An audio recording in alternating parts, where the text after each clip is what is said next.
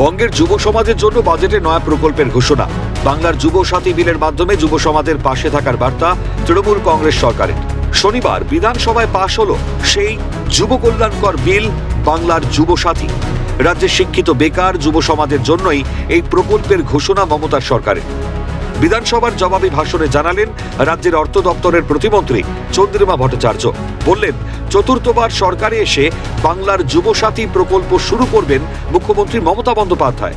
মূলত 5ই ফেব্রুয়ারি বৃহস্পতিবার রাজ্যের অন্তর্বর্তী বাজেটে এই বাংলার যুব সাথী বিলের ঘোষণা সরকারের। এই প্রকল্পের আওতায় মাধ্যমিক উত্তীর্ণ 21 থেকে 40 বছর বয়সী শিক্ষিত বেকার যুবকেরা মাসে 1500 টাকা করে ভাতা পাবেন, যা চলতি বছরে 15ই আগস্ট থেকে চালু হবে।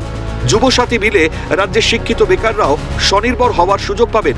আগামী অর্থবর্ষে 5,000 কোটি টাকা বরাদ্দ হয়েছে বাংলার যুব সাথী প্রকল্পের জন্য। সব মিলিয়ে রাজনৈতিক বিশ্লেষকদের মতে ভোটের আগে মমতা সরকার যেন কল্পতরু। ভোটের আগে 4,06,000 কোটি টাকার অন্তর্বর্তী বাজেট পেশ রাজ্য সরকারের। ক্যালকাটা নিউজ।